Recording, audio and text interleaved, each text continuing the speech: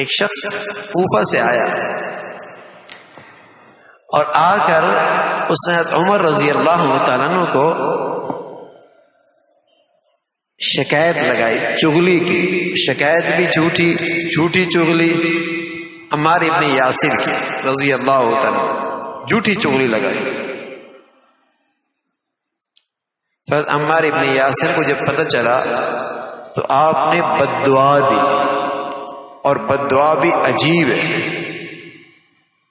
فرمایا اے اللہ اگر یہ شخص جھوٹا ہے تو اسے خوب مال دے، خوب اولاد دے، خوب مال دے، خوب اولاد دے، دنیا کی خوب جاہ و جلال دے، اور اس کے آگے پیچھے چلنے والے بہت دے۔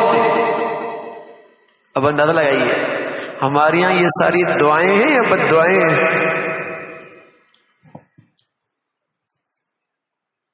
لیکن وہ جانتے تھے اگر نیکی نہیں ہے تو اس سے بڑی بد دعا کوئی نہیں، اس سے بڑی بد دعا کوئی نہیں ہے۔ اس لیے کہ اگر زندگی میں نیکی نہیں اور یہ سب چیزیں آ گئیں تو اور بڑے اللہ کے عذاب کا مستحق ہے۔ فلا تعجبك اموالهم ولا اولادهم انما يريد الله ليعذبهم بها في الحياة الدنيا۔ ان کی مال و دولت کو دیکھ کر تعجب نہ کرنا، اللہ انہی میں رکھ کر انہیں عذاب دینا چاہتا ہے۔ وہ تو ایک نیکی کی طاقت ہے، اگر مال بھی آ جائے، اولاد بھی آ جائے، اور عزت بھی دنیا میں شہرت بھی ہو جائے تو یہ ساری کی ساری چیزیں اس کے حق میں خیر بن جاتی ہیں۔ لیکن اگر زندگی میں نیکی نہیں، پھر مال آ گیا، پھر دولت آ گئی، پھر عہدہ مل گیا، پھر دنیا کی ترقی ہو گئی، پھر آگے نوکر چوکر، ارے میرے عزیزو پھر تو یہ عذاب اور بڑھ گیا۔ یہ ہمیں سمجھ بھی نہیں آتا۔ ہم تو کہتے ہیں جس کے پاس یہ ہے بڑا خوش نصیب ہے، بڑا ہی خوش نصیب ہے۔ ہماری نظروں میں تو یہ بددعانی دعا ہے، لیکن وہ دین کو سمجھتے تھے، وہ نیکی کی طاقت کو سمجھتے تھے، اور وہ نیکی سے جو شخص خالی ہے اس کی محرومی بھی سمجھتے تھے، اس کی محرومی بھی سمجھتے تھے کہ اس کے پاس یہ سب کچھ آ گیا، اس کا بھلا نہیں ہونا، اس کا تو وبال بڑھنا ہے۔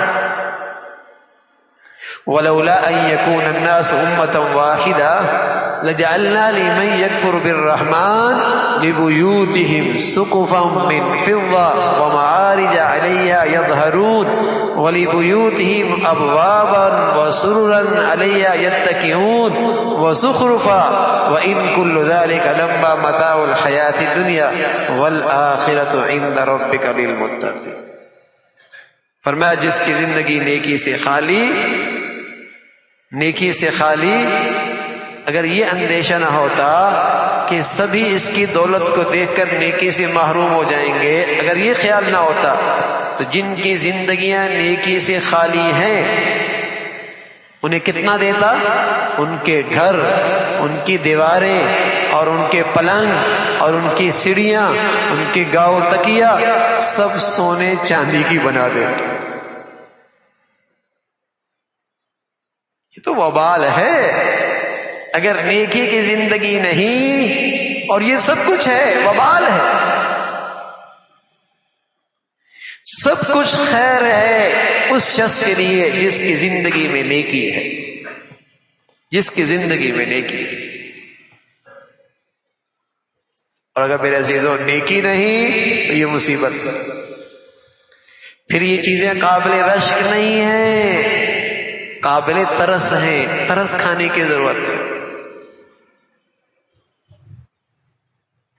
ہم کہتے ہیں یہ تو اللہ کے نافرمان بھی ہیں اور پھر بھی دنیا میں یہ سب کچھ، تو بات سمجھ میں آ گئی، یہ سب کچھ نہیں، یہ سب کچھ مصیبت۔